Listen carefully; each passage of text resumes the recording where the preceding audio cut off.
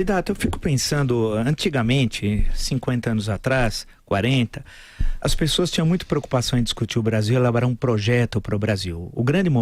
Alguns grandes momentos do século XX brasileiro, anos 30, anos 40, 50, 60, a questão do papel do Brasil no mundo e tal. E a questão das relações exteriores. No eventual governo do senhor, como é que vai ser a inserção do Brasil no mundo? Nesse mundo globalizado, que não há mais aquela velha polarização da Guerra Fria, né, entre Estados Unidos e União Soviética, esse mundo multipolar é mais complexo do que era até a queda do muro em 1989. Qual é que vai ser a inserção do mundo? O Brasil, muitos pensavam em Brasil potência em certa época, durante o regime militar. Agora esse atual governo não tem política externa, o anterior tinha uma política pré-queda do muro. Como é que ficaria no governo do senhor a política externa do Brasil?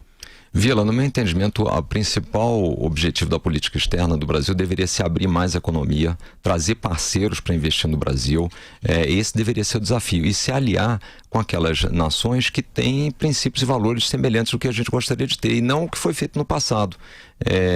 Que a gente aqui se uniu muito com países atrasados, quer dizer, com claramente um viés ideológico para defender bandeiras partidárias e não bandeiras da nação. Mas projeto nacional, candidato, tem contradições. Por exemplo, o Brasil tem contradições com os Estados Unidos. Nós não podemos estar no mesmo barco que os Estados Unidos, porque historicamente nós temos problemas, né?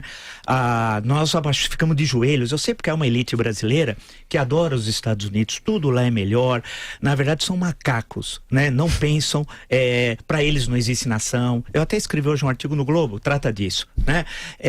Eles habitam o Brasil, eles não são brasileiros, são traidores da pátria. Então, para mim, um bom governo é aquele que sabe que nós temos um interesse nacional, temos contradição com os outros países, Estados Unidos, China, Europa, podemos conviver com eles, mas que nós somos diferentes. Ou seja, nós é que cantamos de galo e não somos galinha. O problema é que os liberais brasileiros algumas vezes são galinha, não sabem que o Brasil tem a tradição de ser galo, né? Me desculpe um pouco essa linguagem, mas não. É que me irrita um pouco. E aí nós precisamos ter forças armadas presentes, fortes. Forças armadas não é jogar dinheiro fora. Nós temos uma presença no mundo e que passa por uma indústria bélica brasileira, né? Passa por ter forças armadas importantes. Em suma, o Brasil é um grande país. O Brasil não é para estar, os Estados Unidos manda, a gente faz. Porque a direita brasileira, entre aspas, e direita, eles nem sabem o que é direita. Eles adoram falar do presidente americano atual, que é um bobalhão. É um bobalhão.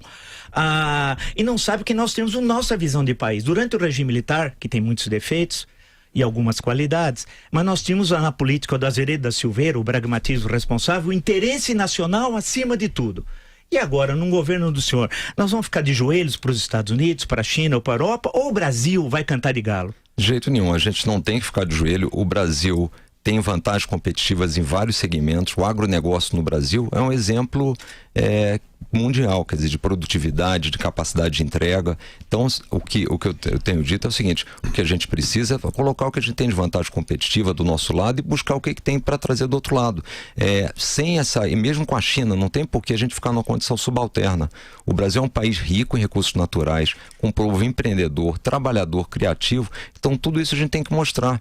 Então eu concordo com a sua linha, a gente não tem por que ser refém nesse processo, e não precisa ser. Acho que isso que é o mais importante. Agora, na medida em que a gente abre mais as nossas fronteiras, abre mais o nosso mercado, eu confio exatamente na nossa capacidade.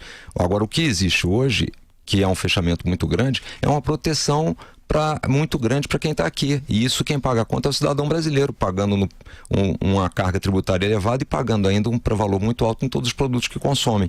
Então a gente poderia abrir mais, e isso vai ser muito bom, por exemplo, como eu já disse, para o agronegócio, com a capacidade de exportar maior e ir para outros mercados. Então o Brasil tem que ter, a gente não precisa ter medo de abrir, porque nós somos competitivos.